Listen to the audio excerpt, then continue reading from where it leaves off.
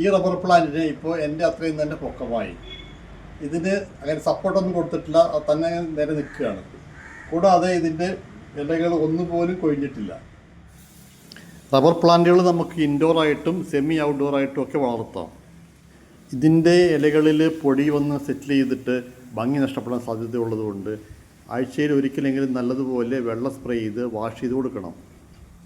5 ml വേപ്പെണ്ണ 1 litre വെള്ളത്തിൽ ലയിപ്പിച്ചത് 2 ആഴ്ചയിൽ ഒരിക്കൽ സ്പ്രേ ചെയ്യുകയാണെങ്കിൽ ഇലകൾക്ക് നല്ല തിളക്കം ലഭിക്കും.